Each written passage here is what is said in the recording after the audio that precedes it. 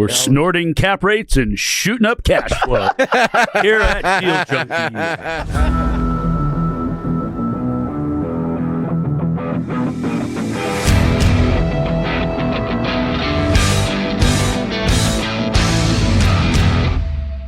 Welcome back to Deal Junkies. It's our favorite time of the week. So excited to be back in the studio, having so much fun. Mike is having so much fun. I'm here with Trevor and Mike today. Dane is still in New Zealand. Having fun. F Dane. He told me he was going to swim in a volcano last time I talked. No way. That's what I said, yeah. He's not a deal junkie anymore. He's just something else. He's a world adventurer. He'll be back next week. He's just tied down now. Yeah. Girlfriend. Oh, he's got a girlfriend. Is that what happened? She's going to medical school, so this is before she spends the next 8 years of her life working 7 days a week. Smart man, Dane. Smart man. Enjoy it all you can. So we'll have Dane back for like 8 years before he starts going on vacation all the time again. Yeah, then he's going to be really bored. He's going to have plenty of time. He's going to make you so much money. And Mike's looking good. Mike lost 13 pounds, he said, in the last 9 weeks. Yeah, about 9 pounds of fat. How do you know that it was fat that you lost? Well, I have a scale that has body fat percent. Oh, yeah, yeah. And then you do the math. Yeah. You take your weight times the body fat percent. Are those accurate? Can you really believe No, but kind of. But it makes you feel good. So mine does a little reset. Whenever it does that little charge, then you know it's going to be accurate again. Yeah. So, but if you do the math, you can see it trends down at what makes sense. Does it help you to track your progress, like similar to like a real estate deal, like doing the math and seeing the result? It helps me daily keep accountable that there's actually something that I'm working for when it comes to this gut of mine. Do you have a goal? Yeah, 9 weeks ago, I told Jason that it was 215 and 18% body fat. Right now, I'm 215 and 24% body fat. So you're trying to, your weight is fine. You just want to lower your body fat and put on muscle. Yeah, but I'll probably get to like 210-ish. So you're going to be like, you want to be an underwear model or a professional athlete, or what are we trying to work for? You just trying an MMA fighter. I'm going to get into jiu-jitsu. Are you on the dating circuit? Are you just trying to get a girl to say yes and actually go out with you, or what's happening here? That would be helpful. Are you just turning over a new leaf? You just want to be healthier? Yeah, I'm coming out of my getting back into my past identity of a healthy human being. It's part of your transition. It's part of my transition. You're going to own office towers and be like good looking while you said last episode or last week, Monday was new Mike. So yeah, part of new Mike. Oh, part of new Mike. Last weekend was a good weekend. Yeah, reinvented myself. I became a new human being on Monday. All in one weekend? That's all it took. Well, I've been thinking about it for a long time. This is like peyote in the tent in the desert, or what? How'd you do it? A lot of time on the golf course. Oh, it was golf. This is the 3 days of golf. Yes. Oh, that's the new Mike. You play golf. You're losing weight. So okay. Shout out to my friend Brett Taylor. So before I golfed with him for the first time, and then Kevin, so we have this new golfing pod, and he goes, "Here's what I do before I start. I say I'm gonna like myself on the golf course today." Ooh. I always say golf is a sport for people who are addicted to being angry. So to like yourself while you're playing golf would be hard. I've said one F-bomb in 3 weeks on the golf. No chance. No. Dude, you just don't even know when you say F-bomb. Dude, on the last podcast, you said like 30 times. That was emotional. That was economics. Meetup because you drop it too much. Trevor said that we couldn't even release our last episode because we had to delete the last episode because it was just you swearing the whole time, and we didn't even talk about real estate. You look so serious right now. I don't know if I should stop. No. But no, so a Zen state. I feel like I'm at a Zen state, pretty aligned with where I'm coming. Yeah. All right. Yeah. And cool. Then getting an asset in escrow that I never thought I could potentially own, and then start working on a pitch deck. This is your office tower. The office tower. Yeah. So, you are a new Mike. Yeah. Well, you have to be. Think of it this way. So we set up a tour to walk some investors through the building this week. I have to be a different person at that walkthrough than I was last week. And yeah, I was ready. I took all weekend to prepare for it. I started work on a pitch deck, and I think a lot of times we just want to get into the details, but that's not what I was brought into the deal for. I was brought into the deal for the story. And so then that really reinvigorated me. Well, what is the story? And then what has happened to Portland, and what who did I become and go through during that process? Because I have a history just like Portland has a history. And that just helped me see, okay, here's how this deal is sold, right? It's the story that's going to sell it. The numbers just back it up. And then the conversation, the walkthrough with the building, it just was exactly how we wanted it to go. And when you say sell, you're trying to you're selling the dream, the investors who are going to come in with you and help bring the capital to do exactly. Yeah. Yep. Faith, right? Which is really not a sale at all. If you have conviction and you see that this is such a wonderful opportunity, really it's more of a invitation to join you. We're going to make a bunch of money. We'd love for you to come with us. If you don't like the deal, that's cool. Mm-hmm. But here's why we think that it's a sexy deal. And that is so fun. And the other thing was when we were preparing for this, because you got to kind of keep it secretive, but you still want to know that you have gunpowder and you're prepared. And so you're having conversations, but you're kind of coy about it. And now that we're, in escrow, moving forward, setting up tours, now having a lot of phone calls. So I've had a lot of phone calls last week, and even hearing some of my investors that have been invested with me for a long, long, long time, they're like, we've never heard you this excited. and my first response is, and you know me, I don't get excited. You're going to become Office Tower Mike. This is going to be like you're going to have your own YouTube channel and travel the world telling people how to buy office towers. It's gonna be amazing.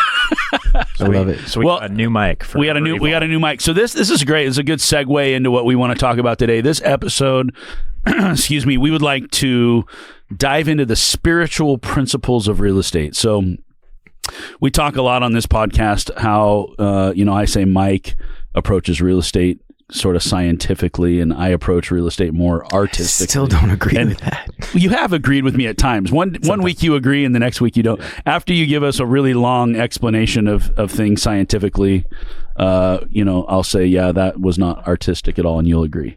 So, but there's a whole nother element to real estate. That's the spiritual side of real estate. And this is something I get from Paul Curley, who was on the show a few episodes ago. And we, so much of this podcast and the knowledge that I have and share comes from Paul. Yeah. And I would say go back and listen to that episode before you listen to this one. Sure. If you haven't heard listen Paul, to this first, doesn't matter. Paul's, he's worth what? He owns like $500 million worth of real estate. Yeah. So he's been doing it for almost 50 years. He's a real estate hoarder. He never, he tried partners, didn't work, tried some syndication, didn't like it. So he just kind of by himself just went out and bought every deal he could buy over the last 50 years. Yeah. And he built up a portfolio of close to about $500 million in real estate. He's worth a couple $100 million. Super cool guy. Definitely on the woo-woo side of real estate. Like he's not your engineer mind. He's not your spreadsheet guy. He's definitely he believes that the system is rigged and that we all need to own real estate. And so he just instinctually went out and bought as much real estate as he could possibly buy. Yeah, it's not very often you get to hear from a guy like that. And like he shared in that, like his downfalls, things he messed up on, like the whole story of how he got there. So yeah, when you come at it from that angle, that's the only way you're really going to learn is by making mistakes. And he made every mistake in the book, and so we get to learn from some of those. Of course, we really only learn when we make the mistakes ourselves. So, okay, so the boys asked me to share some of the spiritual principles that I've learned. Is there a particular one you guys would like to start with? I just love a good deal gets better and better. I'd say let's just go down the list. I don't know if you had these in a specific order for any reason. No. We can start with that. So one of the things, one of the spiritual principles of real estate is that a good deal gets better and better, and a bad deal gets worse and worse. And so when you get yourself into a deal, oftentimes you find yourself trying to force things to happen. And at every turn, something goes wrong, right? Like something happens at the inspection and you find out there's something worse about the building than you thought there was going to be. Or the seller goes sideways and they don't want to give you an extension, or the bank doesn't like the deal anymore. There's always these speed bumps and things that you run into. But when a deal is just really pushing back on you, and it's like telling you don't do this deal, It's like Mike's office tower deal and another deal you were talking about before we started this episode. You were talking about doing a flip house where you walked in and you're just like, oh my gosh, like I didn't know it had this, and I didn't know, just like you just get more and more and more excited because it's just like at every turn something else comes together, and it's like this is even better than I thought it was going to be. So the principle that I love so much of a good deal gets better and better, it's so true. And usually once you close on that deal, a good deal continues to say a good deal, but sometimes they'll shift gears on you and a good deal will become a bad deal at some point. Yeah, so I have a question for you on this. So with every deal, you still have to overcome things. So how do you know when to call it quits versus when to push through something? Well, so we've had deals that didn't close, and we just as an example, we chased a deal up in Portland together a couple of times over the last couple of years, and from the very beginning, it was kind of like, yeah, we don't love that deal, but we like the deal. Yeah, let's talk about specifics on it too. You want to talk about specific? We might go back and buy it again. You want to talk about it? We can talk about the high level of it. So we were buying this deal. We're scared to share details anymore. not for our listeners, unless. And I don't even remember it well enough, so no one will even know. But it was like a $2.7 million deal for like 11 units or 13 units or whatever. We spent like 3 months trying to close it. Then lender's like, "You're good, you're good, you're good." We had a 6-month timeline to do this thing, and then. Like, I don't know what the lender was doing, but then at the last month was like, "Hey, you're not good anymore. We can't do the deal." Was that the first time or the second time? That was the first time. So okay. We had it was a good deal set up the first time. We had it structured creatively. Going to be a great deal for us. But a great deal to you is not necessarily a great deal to me. So yeah, it is most of the time. So I know what you like. So not a great deal to the audience. Trevor looks at a deal through the lens of a spreadsheet, and he sees that the returns are good. For that particular deal, I didn't necessarily like the neighborhood. I own another property in that neighborhood. I didn't like the fact that the rents were weren't they like $2,400 or something like that? So it seemed like they were a little on the high end to me, and I wasn't sure we were going to be able to get that. I love above market rate rents. What, on a deal you're buying? So we can lower them later. Yeah, what's the spreadsheet say about that? Like, oh, we've done a great job bringing these rents Why down. is your gross revenue going down? Oh, well. So it was a deal that was like, yeah, the spreadsheet says we should do it, but it was from the very beginning, my gut was sort of like, I mean, it worked. It was like, we got to do it just because it's in our lap and it works. But I wasn't personally in love with it. I never actually went and saw it. Dane and Trevor went up and did an inspection. They really liked it. It was a newer building.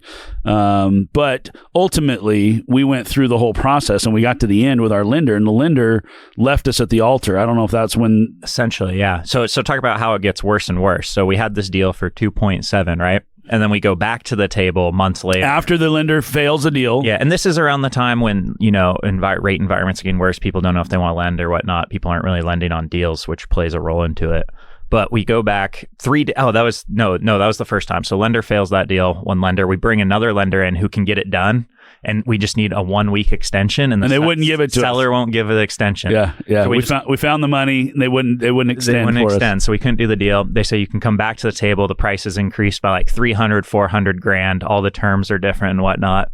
Yeah, they raised the price on us from $2.7 to $3 million, something like that. And they still own it, haven't sold it. They still own it. Yep. Yeah. Still on the market. But we went back into the deal to do it again at the higher. We went back higher price. Yeah, we went back to buy it at $3 million. Yeah, and we got to the finish line with another lender, and that lender left us at the altar 3 days before closing. 3 days before closing. Did we lose earnest money on that? Or no, they gave us the earnest money. They gave us the earnest money. Well, now we know these guys. We've been trying to buy a deal from them for a couple of years. Like we've had lunch with them. We're all buddies now, but they still own it. They haven't sold that deal. Yeah. We tried to buy it twice, couldn't buy it, and it was lender driven. It really wasn't the asset itself that steered us. That's away. great because you have a scapegoat to build a relationship. Yeah, and the lender wasn't. I don't think the lender was. It wasn't even the product that they didn't like or the borrower. It was just the market we were in or whatever happened. I don't know. They threw some. It's weird their own stuff. Balance sheet. They came up with some new. They came up with some new benchmarks that we had to hit right before closing or something. I don't know. They asked you to restructure your company.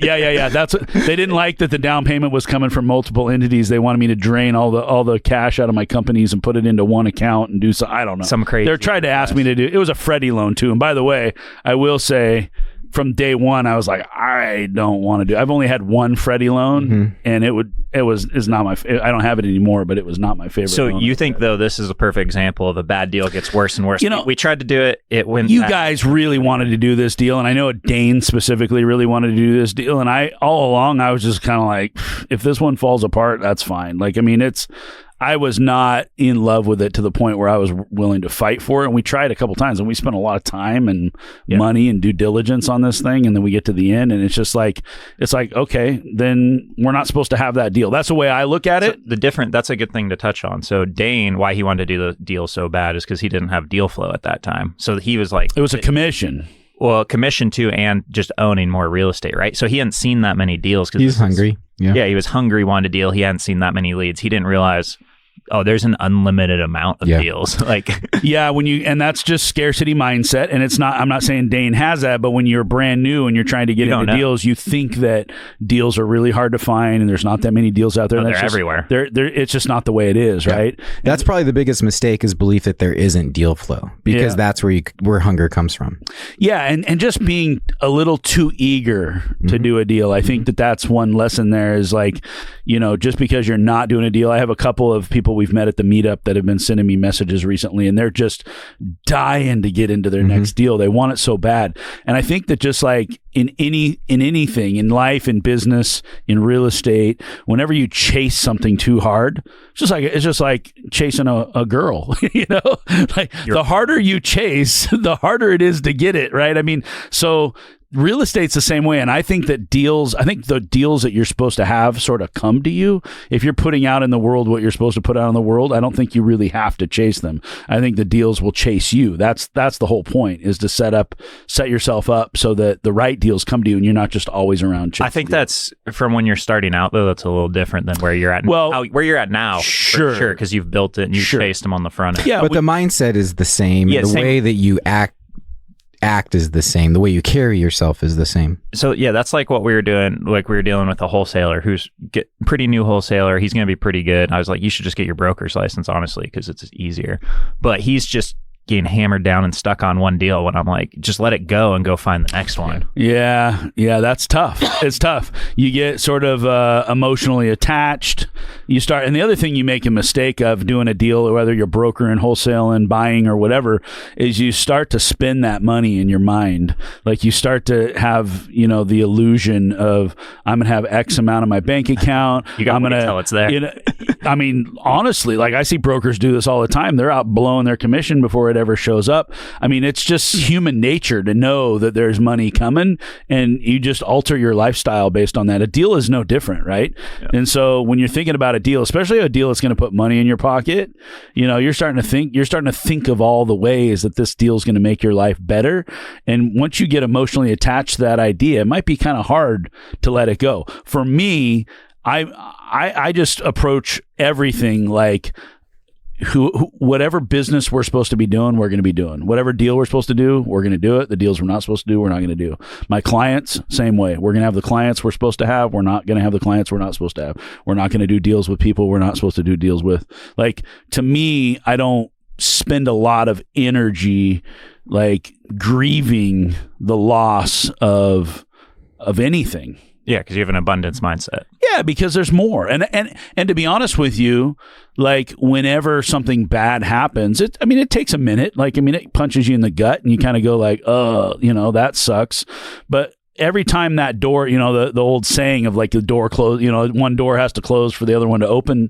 I mean, in my experience, and I had this happen to me early on as a broker. I remember, having deals where it was my first big deal, getting ready to close. My very first big deal that I was going to close as a broker, that fell apart 2 days before closing. It fell apart at the closing table, right? And I mean, this is a big commission. This is like life-changing commission for me, and it just vaporizes. I've been working on this thing for 6 months. I'm so excited. I finally put something together, and this thing falls apart. And just in that scenario, I can tell you of so many silver linings that came out of it. Just losing that one commission helped me build a relationship with that client who I lost the commission for. And we've done tons of business over the years together, became one of my top clients. And so if you look at everything like, oh my God, this bad thing happened, and I think, you get hung up on that and you get stuck in the grieving process, you're not leaving yourself open to all the good things that are going to come from it. And even in our management business, every once in a while, a property will sell or we'll lose a management client or something like that, and we'll be bummed about it. And it just opens up the door. Here come 2 or 3 more properties or whatever. Like, there's always something that comes after where you go like, wow, that really freed us up to bring on a better client or a better deal. Yeah, that reminds me. So do you ever have the feeling when things are going really well and you're like, oh, this is awesome, everything's going really smooth, that gives you the signal like, oh, something bad is going to happen soon? Yeah, that's called the other shoe. When's the other shoe going to drop? Yeah, I can't tell you that is probably one of the most depressing things to me about success, is that I thrive in a survival format where we're always trying to climb the mountain. We're always trying to stay alive. When things start going really well, I don't do a very good job at celebrating that, because I'm always waiting for the other shoe to drop, because I just know it's coming. I know it's coming. Yeah. I remember it was like 2 years ago. I was standing in my living room. I was like, oh, everything is going to plan. Like, this is great. And then I was like, I think something bad. I don't know what it is. Don't manifest it. I didn't manifest it. But you're right. I was right. You're right. The universe has a way of like doing its debits and credits so that all zeroes out somehow. And so when one thing goes better, another thing goes worse, and you're like, wow, now it's like this one thing I really wanted to be better now is better. Yeah. But now this other thing I didn't even know could go wrong went wrong. And it's like, I mean, harmony. I feel like, for me anyway, I'm sort of sensitive to this, and maybe I'm too sensitive, but I feel like there's so many good things and so many bad things happening to me in my day, every single day.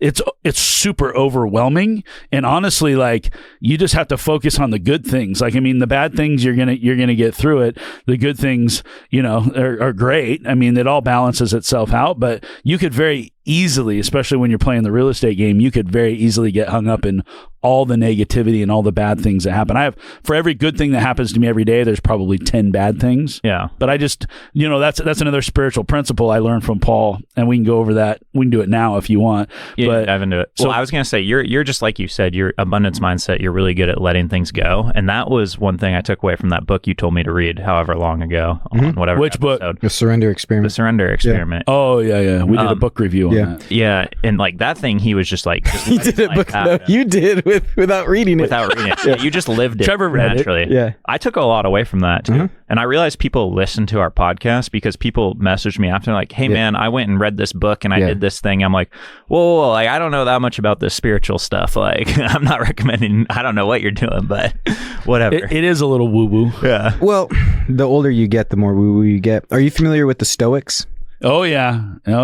And that's where I think the word, stoicism, people mislabel it. It's not about being aloof or apathetic. It's about not letting your emotions control you. Yeah. And that's all it is. You can have have your emotions, recognize them, feel them, enjoy them, love them, cry, whatever.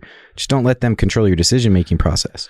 Yeah. It's not being wrapped up in it so much to where, the things that are being thrown at you in life I think oftentimes you can sort of feel like the things coming at you are a personal attack. So much. And for me, I can speak to, like, before I got sober, I always felt like, well, life dealt me a bad hand, and I got to deal with all this crap, and it's just not the way it is. I mean, you're not really that important. So, like, bad things and good things happen to everybody every single day, and it really comes down to, if you just don't want to wear it too tightly. You want to keep things a little bit loose, and maybe if you can disconnect yourself from the things that are happening around you to the point where you can almost like you're watching yourself on a TV show or something, like it feels very personal, but if you can take that and just give yourself a layer in between you and this bad thing that's happening, you can realize if you can just step away from it just a few inches, you can start to see the reality that this is not a personal attack. These are things that happen, and it's your job just to make the best of every scenario. When you're living in that, though, it's really hard to like third It's party really hard. Like, It's really hard. I realized too, because I have my buddy Jesse. He lives on the East Coast, so I was trying to figure out what to do with all these properties I had. And I was trying to solve a money issue, and like I tell people how to solve the same exact issue every. But for you, you couldn't come up with. For me, I couldn't come up with the Yeah. thing until I hop on a call with him. He's like, "Why don't you just do this?" And I've been sitting on it for like 6 months. I was like, I don't know why I haven't done that. Because you're too I was close to the problem. Too close to it. Yeah, it's literally, I had the same exact conversation with someone in the same scenario and told them how to solve my problem, but I couldn't tell myself how to do it. That's good. Yeah. And that's why you need advisors. Even when you are an advisor, you need other people to bounce ideas off of and make sure that you're making the right decision. So going back to the spiritual principles for a second, one of the things this is probably. I don't. There's been a lot of things impactful in my life that's come from Paul, but one of the things that I love the most, because you're in the middle of deals, whether you're brokering deals, you're buying deals, whatever it is, there's just always it just seems like the shit's hitting the fan, especially 11th hour drama just before you get ready to close a deal. The beginning of a deal is really sort of exciting. The middle of a deal is sort of boring. And then the end of it's like really stressful. You know what I'm saying? And then after you own it, sometimes it can be really stressful too, but that's a whole nother thing. So, I can't tell you how many times I've called Paul with bad news and I just go, oh, here's what we got now. And he starts cracking up laughing. Like, literally, there's nobody else on the planet that I could call and give this news to where they would think it's funny. And I don't even know if he thinks it's funny or not. But he starts laughing, and he always says the same thing. It's all part of the fun. And I mean, that to me, that changed my whole outlook on everything. Because if you're going to do what we do, if you're going to be a deal junkie and you're going to buy deals and own deals, you better bet you're going to get, I tell my property managers all the time, I said, will you please call our clients or call me with some good news? Like when there's good news, because there is good news. Yeah. You never hear it. Yeah. I don't hear when you rented up all the units and we're at 100% occupied. I don't hear it when you push the rents another $100 and we achieved a new benchmark. I don't hear about any of this. I don't hear about it when we were going to do a turn and we thought it was going to be 20 grand and you did it for 15 or whatever. Like all that stuff just kind of just disappears into the ethers. What I get to hear about is the water main broke and, we had to put up 3 tenants in a hotel and this unit burned down and this guy drove through a unit and we got this crazy thing happening over at this property and one of your tenants just got shot in the parking lot. Like I get to hear all the crazy stuff, which to be honest with you, I'm like Paul, I'm wired a little different and I actually ask them to tell me that stuff now because it's fun, but well, it is part of the fun. It has to be. I experienced it recently where when I took more over control of 100% of the company and then started having more staff meetings and whatnot, and talking to Sarah, who runs our property management company, she didn't know how success correlated to what I wanted to see. And that was a huge eye-opener, which is, well, then how does she measure her success? If she doesn't know what I want or how she correlates to my vision, that's a huge, huge problem. And so it's something as simple as just turning this one unit and getting this one unit remodeled, which allowed us to refinance out of this bridge debt to then make this a performing asset. You don't even know what that did for me, Sarah. It's just part of your job, your day-to-day. It's what you were expected to do. But by you accomplishing that, you just stop the stress on my life. We can get a good interest rate, it's well, and you've got her in the weeds, right? So the PMs, they're the front line, and they've got to deal with all the crap. Like we talk about, like, oh, we get bad news, and woe is me because I have to hear bad news. But they're the ones that have to hear the tenant yell at them. They're the one that has to go on site and deal with all the stuff. So they are already. When you talk about being too close to it, how would they even know what was positive? Their whole entire job is to find all the things that are wrong and go try to fix it. So that's all they're thinking about. Yeah. But they're not thinking about the wins. And even for them, I want them to think about the wins. I want them to celebrate the little wins when something good happens, because otherwise, think about just how thankless a job like property management is and how horrible your life would be if all you did all day long is just just yelled thinking at about by tenants. And Yeah. yelled at by owners. Yeah, you get yelled at by everybody. You're just like, you can't win. Can't win for losing. So I think that that's probably my favorite spiritual principle is it's all part of the fun. And I think that as deal junkies, we have to get into a deal, and if you don't like real estate anymore because you did a bad deal, then maybe you're not really supposed to be in real estate. Like, we do bad deals. We do deals that are better than other deals. We get into bad partnerships. We have bad things happen all the time. Like, it is a constant management of chaos. Yeah, if your expectation is that things are going to go perfect, you won't last long. Yeah, you gotta get a little thick skin, and you got and even just not maybe to be calloused, but I think just to realize that when something goes bad, guess what? Good news, you're still in the game. You're still playing the game. Yeah. Right? And the wins don't typically make your heart beat. The losses do, or the struggles do. And you know you're alive when you're going through that. And the wins, to be honest with you, like I was saying before, it's not really that exciting. Yeah. Like, it's exciting for like a couple of minutes, and then you're like, okay, give me a new problem to solve. It's what we do. That's what deal junkies do, is we go out and we solve problems. That's all real estate is, I think. Yeah. So that kind of leads into your next spiritual principle. It's not enough to have a positive mindset. You also have to keep your energy high. This is a new one from Paul. This is the new Paul gets that up every morning. Came out of our interview? Yeah, that came out of the. Well, he was talking about it actually at our at the meetup where you interviewed us, where Mike interviewed Trevor and I on stage, and Paul was up there with us, and we talked about the things Paul had passed to me and I had passed to Trevor, and Paul came up. Paul he thinks about all the things he wants to say a little too much before he comes on the podcast or we go to a meetup. And so this is what he came up with in all the weeks leading up into that meetup.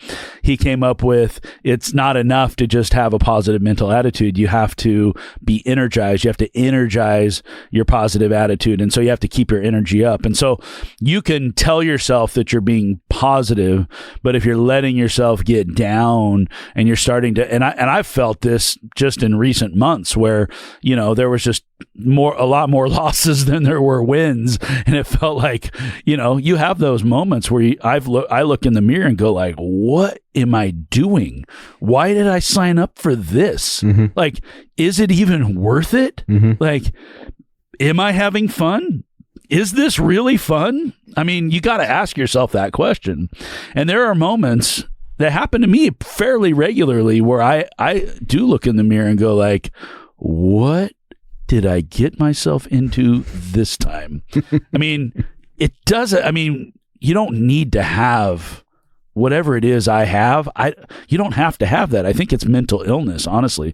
I think, like, why do you need to own that much real estate? Why do you need to build a company? Why do you need to do these things? I don't know. It's just my DNA. I feel like I'm supposed to be doing it, but it's hard. A concept that I've been chewing on the past couple of days is real estate is inspiration, and I love how that principle gets into it, because it's not just mindset. Like, mindset and inspiration is hope. Hope is what energizes you through tough times because you see something at the end. And why do we like to go to meetups? People inspire us to do something, right? Energy, and so you get energy. Exactly, right? So you have to have the inspiration, you have to have the hope, you have to have the mindset, and that's what keeps you energized when you need that energy to continue moving forward, because you do. So you may not get the energy from yourself. To your point, is you may find inspiration or energy from other people. Mm-hmm. Like when we came to your meetup in Portland, Investor Lab, a couple of weeks ago, and AJ Osborne spoke. I'm still on fire from listening to that guy talk. I mean, like, it just, I don't know. There's something about it that just, it's super inspiring. I hear people say that to us all the time. Like, oh, I listen to you guys. It's so inspiring. And you just kind of like brush that off. Like, yeah, whatever. We don't really know what we're talking about. But to me, listening to a guy like AJ, and I was just like, I got that starry-eyed sort of like, oh my God. I mean, it gives you that newfound love of like, we can do this. Mm-hmm. Was it because he mapped it out and you thought you could actually do it? And it was like, I think it was, I think the way he approached it was just, he had a very dynamic and organized way of going about what he did. It was simple. but he's also, what he didn't point out is he's also a very intense personality type. Yeah. And I think I'm drawn to that kind of a personality type. And so just listening to him, for me, I was like, You can hear his intensity in his, yeah, he comes off as sort of like, yeah, I'm pretty chill and this and that. But you're like, no, dude. No, you're not. That guy there is no chill in that guy whatsoever. And so I don't know. I appreciated what he's accomplished. Obviously look up to him. You know, a guy that has a couple of private jets is a guy that I want to be around and somebody I want to be like. Gabe just loves jets. I don't really even like jets. I just think it sounds cool to say that he has jets. I think that's cool. So on that, the real estate inspiration, how many of your friends are in real estate? For me, it's like 90% of them. How many of them are not inspiring people? Like 0% of them? Well, I got you and Gabe. Well, sometimes you inspire me. We're trying to inspire people. That's kind of what this podcast is about. They are like, well, even like I met with Jude yesterday, 2. Oh, he's hyped on doing deals. Dude, I love it. Talk about inspiring. Like, that guy's got energy. I bought him coffee. I was so inspired to just, yeah, exactly. So it comes from both angles. You can look up to get inspired. You can look down to get inspired. Well, and that's why we hang out with these young guys, is because they reinvigorate us and remind us why we got into this to begin with. Because I think you could get people say, like, they ask me at every meetup, how much is enough? That's all everybody wants to know, that is how much is enough. And the answer is it isn't. It never can be enough. That's not the point. Yeah. You're not. It's not why you're not doing it to get enough. You're doing this because it's an infinite game. Yeah, I mean... And your definition changes of what enough is. Enough is like, I got a roof over my head, I can drink clean water, I got a bed to sleep in, there's food on the table, my bills are paid, like, I have good friends and good relationships and my kids still like me, and like, that's enough. Like, I mean, the basics, you don't need to go do what we're doing to have enough. If you feel like you're lacking in your life today, you can go work a normal job and just manage your money a little bit better and live a normal existence, and probably in some ways be happier than we are because you can just be a normal person. You don't have to be I listened crazy. So Tom Bayou, he started Quest Bar, a $1 billion company. Quest Bar. Oh, they sold for billions. Yeah. So this guy, he's done many things. We went to a talk he did in Arizona or something. He talked about the number one way to be happy is just get married, have kids, work a W-2 job. And he's like, don't do what number one way for who though? Because I wouldn't be happy. I wouldn't either. But that was his, like, if from his definition, what he thought and saw in happiness, that's what he determined most people, like, this is what you want to do. The average person. And I would say, if you want to be happy, don't have kids. That's my advice. I gave that advice to my kids. My kids get pissed at me when I say that to them. I say, don't have glad kids. that they did have kids, though, aren't you? I'm glad I had kids, but it was hard. Like, if you want to live an easy, happy life, I want to be Dane, 25 years old, spending 2 weeks in New Zealand. Happy is the wrong word. Yeah, like, I mean... Also, I'm a selfish person, and I just want, luxuries of life. Raising kids is freaking hard. Yeah. It's hard. If you don't want struggles, don't have kids. But it's also what brings so much richness and joy and fulfillment to life. Like kids and dogs and grandkids and all this stuff. I mean, it's a pain in the ass. I get one kid that brings me joy at a time. But you have 2 kids. Yeah. Oh, they trade off, or you just like one and not the other? No, they just trade off. Oh, they trade off. They trade off. Yeah. I have a question. So going back, you said 90% of your friends are in real estate. Yeah. We're in the same boat, probably. Yeah.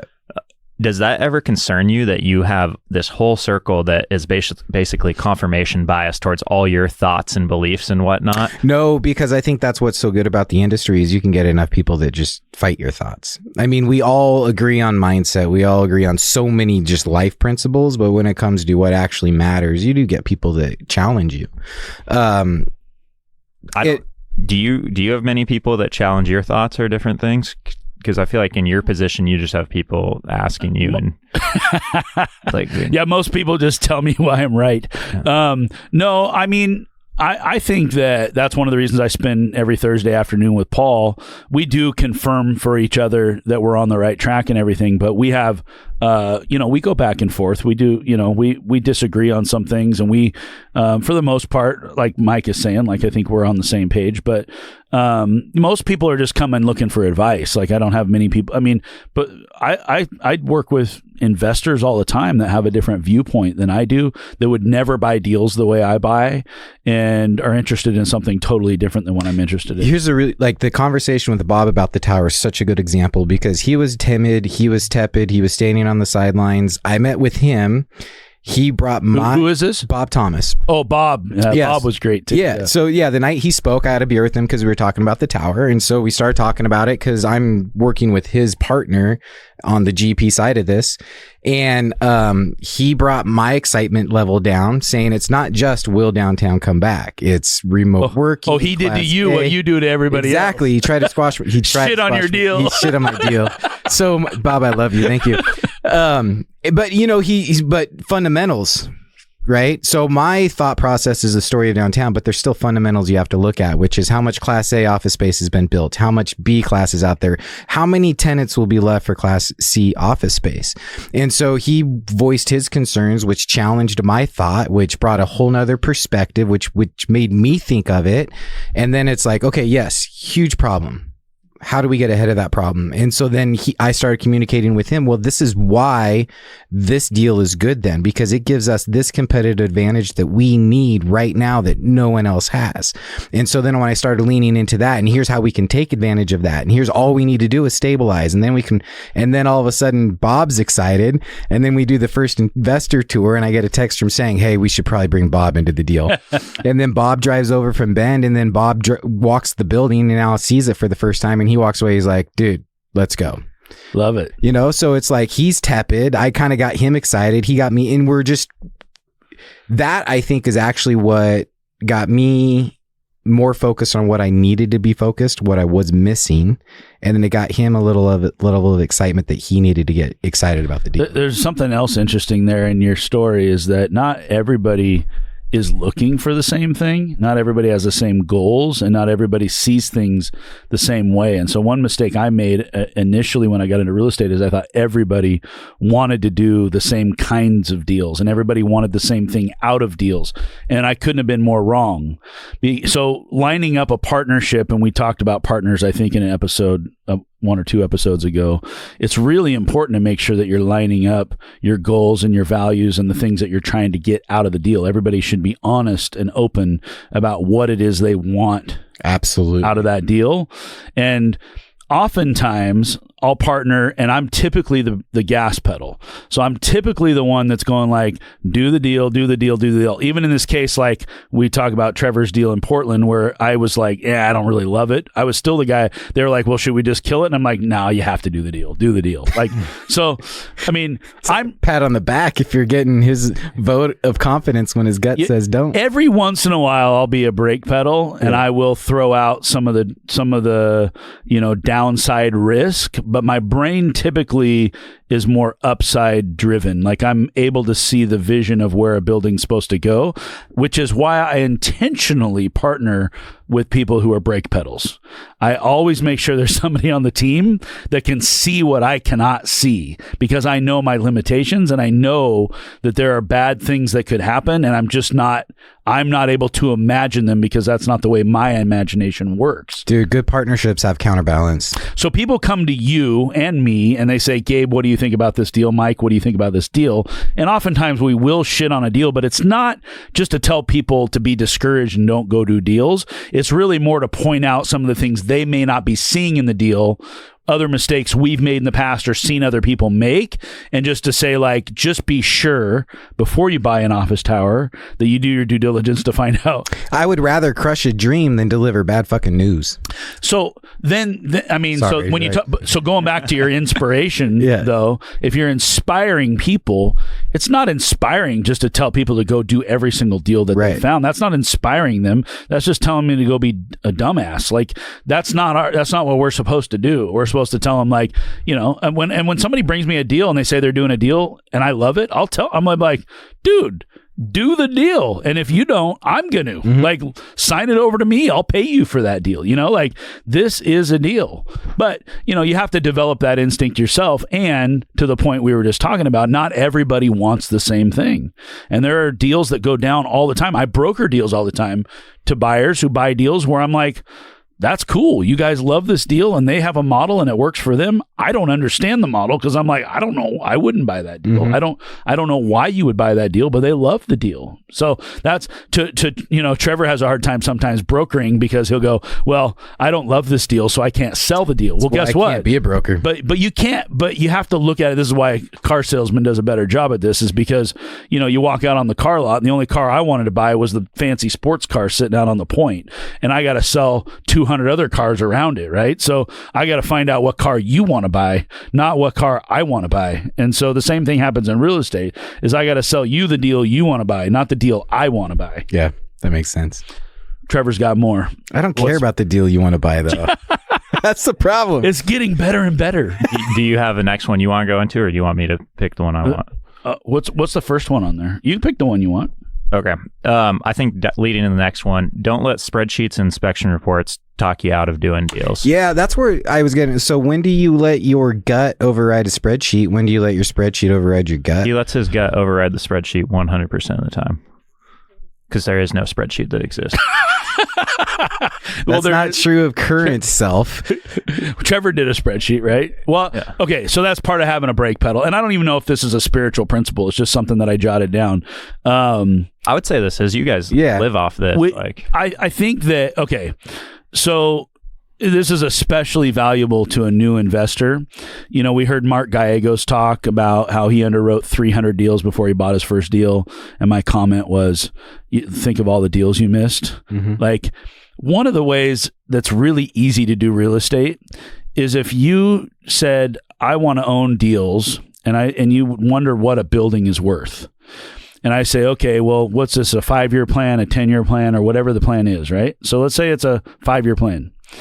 Just go back and look at real estate deals 5 years ago and pretend that you bought it 5 years ago. And now tell me if you're happy with the deal you just Dude, I wish I would have done that when I was trying to build my first apartment building. I'm looking at the cost of this and going, no way this is going to work. And you look back and you're like, I would have made $2 million. Yeah. If I just pulled the trigger. So I think that, and this is kind of the Paul Curley thing, is just buy all of the real estate. Like when you look at LoopNet or you go try to find out what deal is out there for you to do, everybody is thinking about, out of those 300 deals, which is the one for me. The reality is all 300 of them are deals. Every single one of them is a deal. And now maybe every single one needs to be massaged. Maybe the price needs to be negotiated down. Maybe the seller needs to carry a note at a low interest rate. Maybe there needs to be no payments for a couple of years. Maybe you need investors for that particular deal. Whatever the case may be, this is why I always say use your whole brain. And I'm trying not to be mean. I'm just trying to say, like, you can take all 300 of those deals and make every single one of them work. That's my belief. One of my coaching clients just ask the best questions. He always asks, what would you do to make this a deal you like? Mm-hmm. This is all going. I keep talking about the car business, but here's something interesting. So I'd buy a car and stick it on the lot, and I'd go out and sell it. And if I want to, let's say that I'm in it $15,000, and I want to make a couple $1,000 selling it. I didn't list it for $17,000. Yeah. I listed it for $20,000 because everybody wants a $3,000 discount. Mm-hmm. Then I got into real estate, and they're like, why did you list that building for $5 million? There's no way it's worth that. It can maybe only be worth $4 million. And I'm like, why don't you write me an offer for $4 million then? If that's what it's like, I was confused. So I literally asked brokers that. I'm like, whoa, just write me an offer and I'll go tell the guy it's not worth $5. It's only worth $4. And I'll see if he'll say yes. They thought I was crazy. Because this is, for some reason in real estate, you don't negotiate the same way you do cars. True. They don't want to offend the seller is what they usually say. They don't want to what? Offend the seller. Offend? Why? Why don't you want to offend a seller? What's he going to do? Just say no. Is he going to burn your house down? I think there's concern for reputation. And in that certain scenario, maybe not the seller, but the agent, the listing agent. Okay. So a reputation that you lowball? Yeah. But what if it's not a lowball? What if it's really worth $4 million and you present your model and you say, look, I've done the underwriting. You're $5 million. If anything, which means if we're offering for, it means it's worth that. Like, I love that. Okay. So you and your broker are either one, stupid, and you don't know how to underwrite a deal. Yep. And so you put this stupid number on it. That's not my fault, right? Or you're smart and you know it's only worth $4 million and you're waiting to see if I'm stupid and I'm going to pay it. Here's an interesting thing. So when I'm negotiating directly with sellers, I have no problem with that because it's a direct conversation, which is, look, this is my math. This is where I'm at. You don't have to agree. But for whatever reason, when there's a broker involved, I'm reluctant to do. Does that make sense? Yeah, but call the broker and go like, hey, bro, did you put this price on it, or I love that, or how did you get to this price? And you know what they'll say? Oh, the seller priced this one. And I'm waiting for someone to educate my seller for me. Well, let's work together then. Yeah. And let me bring you an offer that's going to soften up this listing a little bit so we can do a deal. One of our broker call on Tuesday, someone asked Sang, because he buys a lot of stuff, listed properties. He just buys a lot of, and he goes, it's just a mindset. He goes, I don't go in there looking for properties. I go in there thinking I'm going to negotiate this to where I need it to be. And that's his only mindset is it's not about the property. It's not about this. It's just about, I believe that I will communicate or I will start the conversation with the person that will understand that this is where I need to be and it'll make it happen. And dude's bought, $100 million in real estate the past 2 years. So going back to the don't let a spreadsheet talk you out of doing a deal or an inspection report. Yeah. Like there's this, we talk about a good deal getting better and better and a bad deal getting worse and worse. Well, every single deal you do, I can tell you this. Your spreadsheet, if you keep playing with it long enough, it's either going to look a lot worse or a lot better depending on how you're plugging the numbers in. Yeah. And you don't know because you're trying to build a crystal ball that doesn't exist. Okay? So you're just really trying to see the future and you can't. Yeah. So what are we going to do? Let's get an inspection now. What's an inspection for? Inspection, in my opinion, only has one purpose. It's to retrade the deal. You're going to go back in and ask for a lower price. Or you're going to ask them to fix some stuff.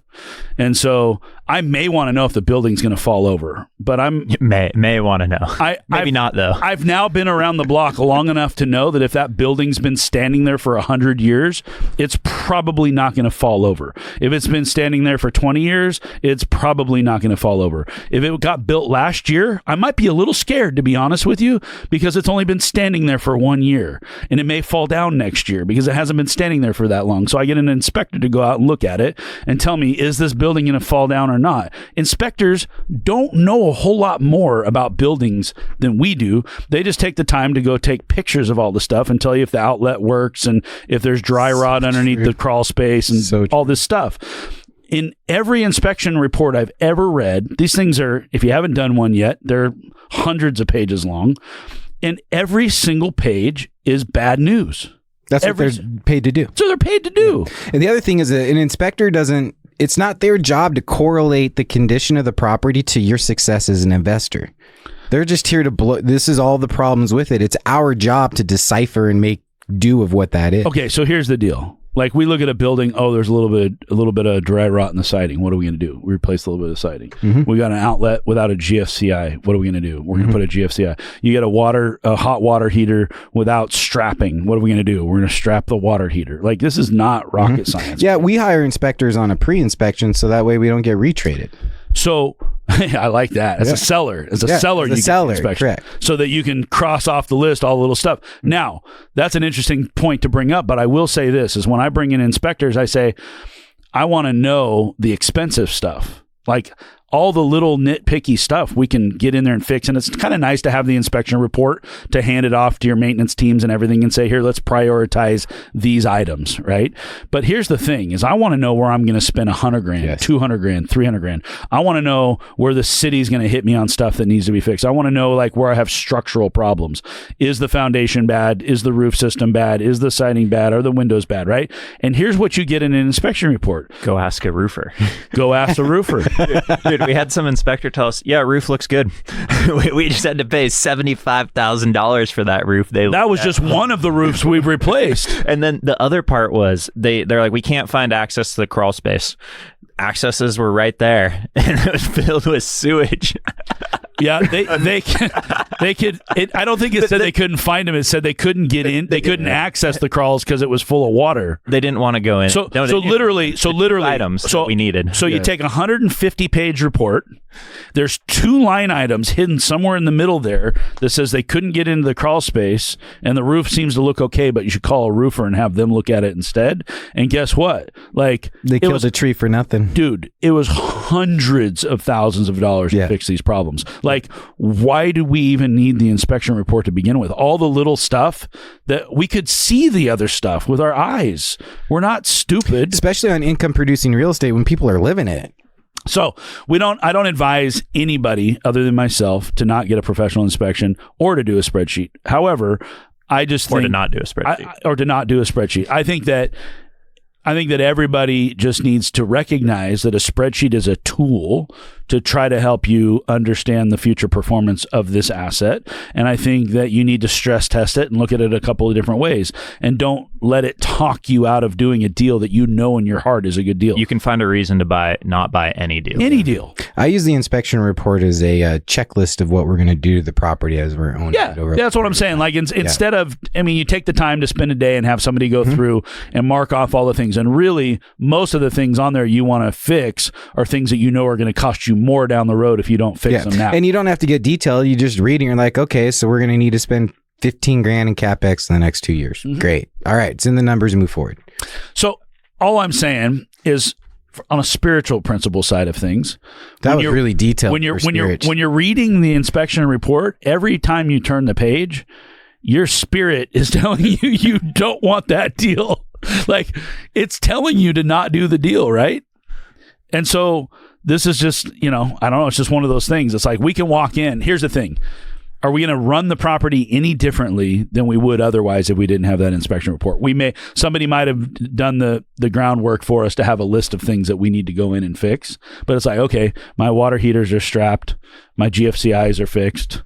My soft floor was replaced. My whatever, right? I mean, you're going to go make it livable and get an income stream. Next spiritual principle. Okay. So this is probably the one I need to practice the most and also my favorite. You have to relax around money or you'll never have any. Oh my gosh, money. People get so stressed out about money. Going bankrupt was the best thing for me ever. Yeah, I was I didn't file bankruptcy, but I was in a similar spot. I was on unemployment, had nothing, got my nut down to zero, drove a Prius, for 4 years, shared one car with my wife, and you've got, starting from a new foundation and realizing that you can be 100% happy and content with almost nothing. It might be easier, actually, to be more content with nothing. But when you get around money, whenever a PM calls us and says, property manager calls and goes, hey, we need 10 grand, or more. Yeah, we just sent in like 20 grand this morning. So when you do that, there are days originally when I remember doing that where I was just like, oh my gosh, I got to mail him all this money. And now it's just kind of like, you just relax. Like I think that money doesn't come to you. What Paul taught me was, if you can't relax around money, it'll never come to you because you're too tense, you're too uptight, you're too stressed out, you're too negative. Like, you have to relax around money. Well, and it flows. You always talk about the flow of money. Yeah, it comes and goes. Yeah. When you think you're going to hit to some certain number and you're set or you're happy or you're comfortable, like, yeah, forget it. Like, tomorrow you're going to have to write a check and you're not happy anymore. Yeah. The biggest thing was we went and did a deal where we got, like, I don't know, 100 grand or whatever from this deal. I was like, oh, great. We have this whole cushion of money. War chest. Yeah, war chest. The same day we got that money, we get the call about the roof. Hey, you guys owe $75,000 or $100. It was like 1-to-1 the dollar amount of all the money we just received. The money came and it went. That's actually a spiritual principle. I don't know. Did I put this one on here? It's okay, by some divine force. No, I don't want to go in this one. Oh, you don't want to get it? I want to end with that one. But that feeds into exactly what you're saying. It does. So here's the principle. By some divine force, everything suspiciously works out in the end. When one day you're like, what are we going to do? Now, you did it backwards. You said, oh my gosh, we're getting a big hit. We're getting 100 grand. And then you got the call the next day that you had to spend the 100 grand. if it happened in reverse, this is the Paul Curley spiritual principle, is that you find out you need $100,000 roof, and somehow magically the next day you put together a deal and you get $100,000 and it pays for it. Now it just works out, right? But you were hoping you were going to park that $100,000 and be comfortable for a while. It works out if you don't put too many emotions in it. I think if you like throw all oh my God, the $75,000 roof and you focus on it and that it's not going to work out because you're putting too much effort. The other thing to think about is like, did you really spend $7,500 or did you just move $7,500 from one bank account into your building? Well, if you're relaxed around money, you moved it. You moved it into the building, and now your $75,000 is in that roof, and you do CapEx and you depreciate it, and now you can move your tenants in, and now people are happy and they pay you rent. And this is where I think knowledge of details gives you comfort in the spiritual side of it, right? Because you just understand, well, it's just balance sheet. It's just moving energy from one. It just gives you a different frame, right? So those level of details allow you to frame it in a way that on a macro level, you can have peace. Unless you were putting that $100,000 in your personal bank account, and you're planning to go to, buy your sailboat with it. Now you got to go buy a roof. That's the problem. I think maybe that's one of the things to separate when it comes to money, is to separate out your operating accounts from your personal accounts. Yeah. And when I move money into a personal account, I start to feel like, okay, that's my money. And if I have to take that money out to go feed the businesses, then I'm kind of pissed. But if the businesses have money and the businesses need to spend the money or whatever, it's just operating money. Mm-hmm. Money comes and goes. Mm-hmm. And your hope is, and it ebbs and flows, and you hope that at some point, that stream, you can build a little dam and keep some more of that money for yourself, because otherwise, what are we doing this all for? I do think that there's a lot to be said about the pace of money, the speed of money, and so maybe you're not feeling it, you're not feeling rich, but if you're increasing the speed of money in your life, you have more assets. Sure, they may be creating more expenses. You have more income coming in, and it's going out as fast. That there's a result from that speed of money. As long as you're speeding up the net result. Exactly. As long as you have enough duration and it's going in the right direction. So one of the stages I'm at in life right now, and Paul is too, is we're both trying to grow in a down market. And so while things are not really moving, there's a lot more money going out than there is coming in. Mm-hmm. But we know that on the other side of this, it's all going to be worth it. But you have to have the faith that, and you have to really you got to just have the guts to do it and be. To me, the answer was, and Paul and I just talked about this yesterday, it was like, okay, well, let's pretend for a minute that business is going better and there's more money coming in. What would we be doing with that money? Well, we'd be growing our business because that's what we want to do. We're putting money back into growing our businesses. And so we're just doing the same thing we would do whether the money's coming in or the money's going out. Mm-hmm. The problem is when the money's going out, you have more of those days where you look in the mirror and you just go like, like, I don't want to do this anymore. This is not fun. Yeah. You just explained it at an individual level, GDP and recessions, right? Like we want to be expanding. We don't have to be expanding at 5, but we don't want to be expanding at 0.5. We don't want to be a negative.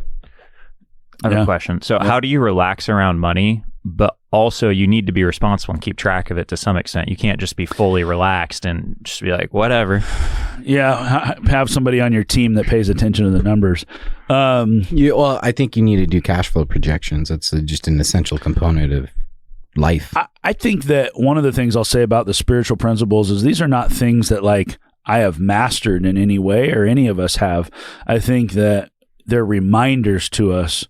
When I get that phone call today and something went wrong, I have to remember, like, in the first 30 seconds, I'm going to be pissed. And then I'm going to be like, oh yeah, this is all part of the fun. Or I might call one of you guys and laugh about it or something. I don't know. Like, I mean, we're playing the game. This is what we want to be doing ultimately, right? Like in the end, we want the score to say that we made a whole bunch of money because that's how we're keeping score. But really the takeaway for me is I'm still in the game. So that's just all part of the fun. And the other thing about relaxing around money is you have to relax around it when you have it and when it's coming and when it's going, right? And so I think that a really big mistake is made. If you look at the average person, we make a certain amount of money and we spend a certain amount of money. And at the end of the day, there's typically not much left over. Like we just adjust our lifestyle to whatever amount of money is coming, right? And so people don't utilize money as the tool that it is. They really just look at it like, I got my allowance and I want to go buy toys.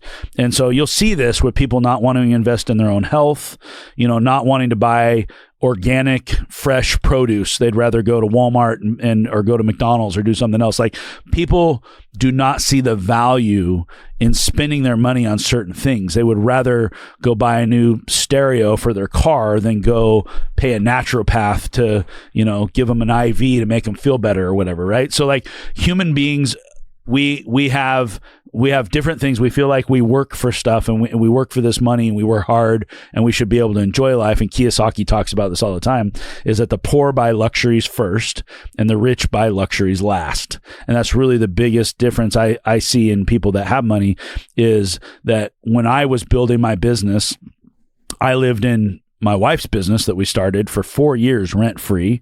We shared a Prius that we drove that was paid off. One car in the modern world. We lived with one car, not in a big city with Uber or anything back then.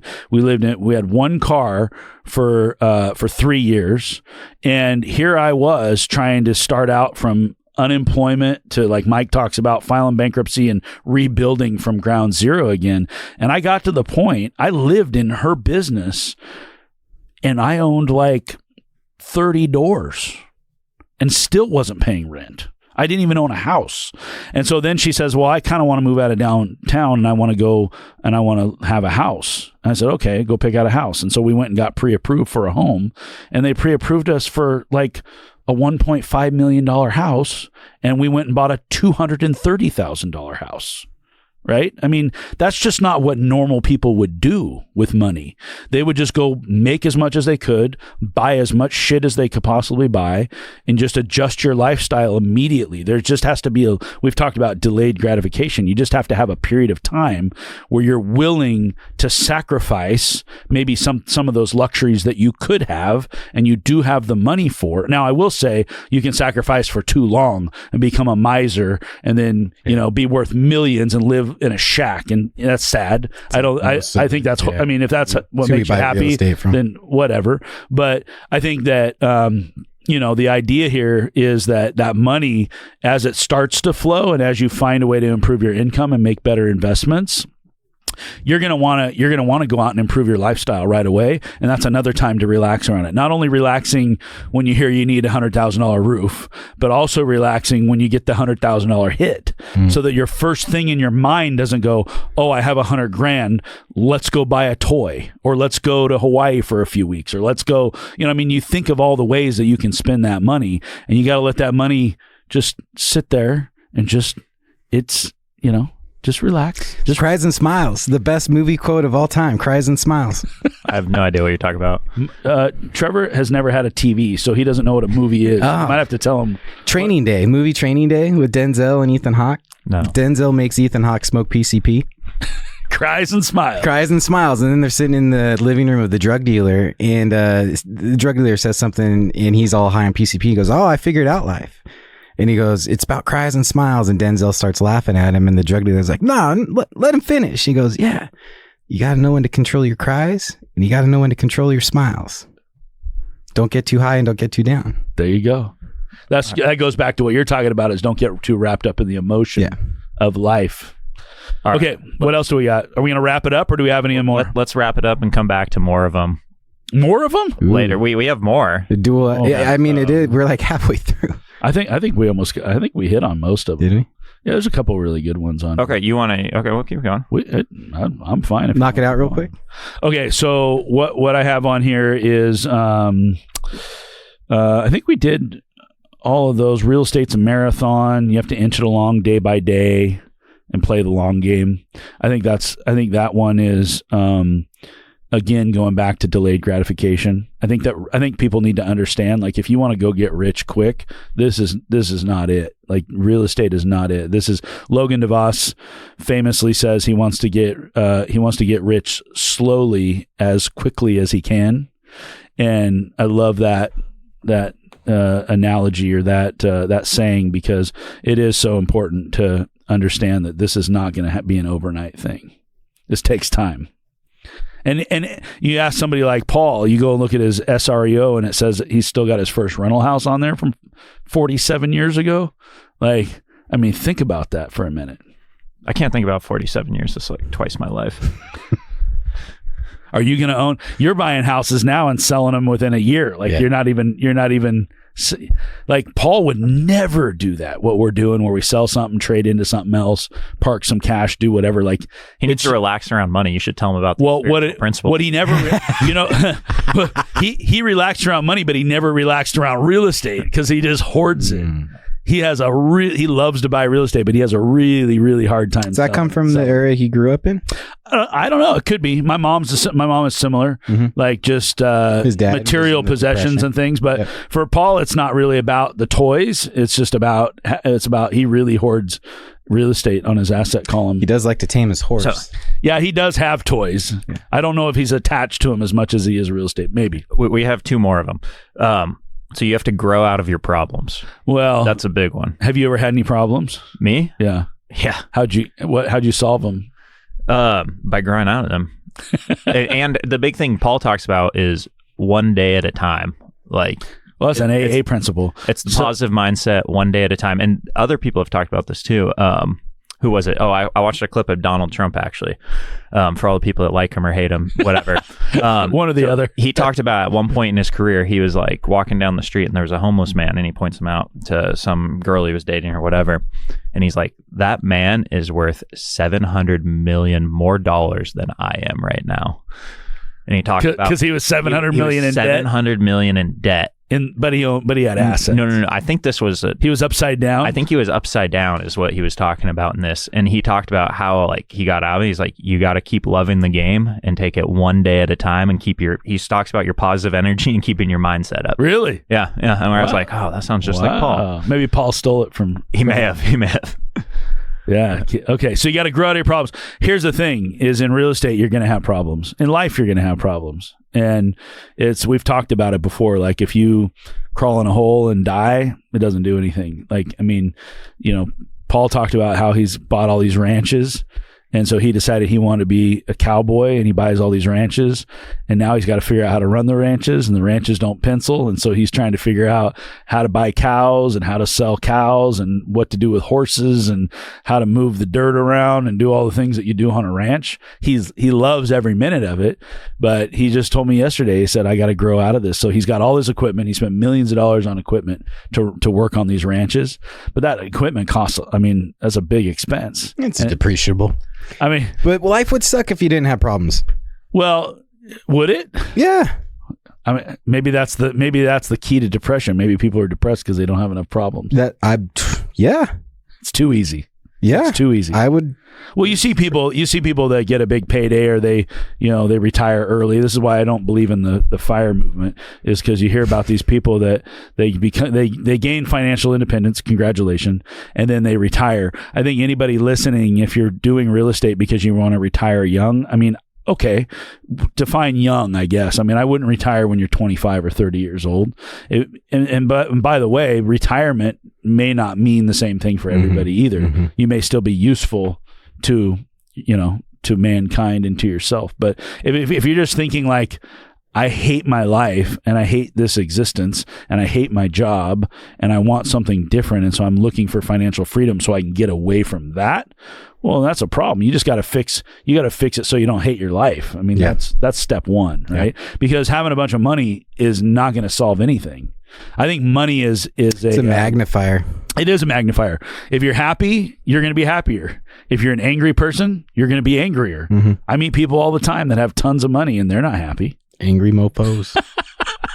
So start off happy. Scrooge. That's what I love. That's what I love about the story of bankruptcy or us starting over and realizing that we could be happy with very little, because then as you grow and you have more, you're still happy. Mm-hmm. You have a different appreciation for, and for me anyway, to be able to hit bottom like that and to know, I think one of the reasons I can relax around the money a little bit is because I know that I've had no money and it was fine. And to know that it's okay. If I lose everything, well, it sucks, but I'll be fine. Mm-hmm. I'll just go do it again. I've got the blueprint. I know how to do it. then my net worth is in my head. It's not on my balance sheet. Oh yeah. Well, You should tell the bank that next time trying to get a loan. I told my daughter this morning we were talking about being rich. I was like, I've been rich forever. I don't know what you're talking about because rich is in my mind. That's why I told Gabe, and then he told me something like I was poor. Or I can't remember what he told me. I texted him that the other day. He's on the spectrum. This is a good one. I like it. Was there another one we want to nail before we sign off? Ego is the antithesis of success in real estate. Oh, ego. This might be a whole podcast. It probably should. We should probably do it. Okay, we'll do ego. We'll do ego in the follow-up. We'll take a little break and we'll come back. All right, guys. Thanks for listening to Deal Junkies. We love recording this show for you. We hope you enjoy listening.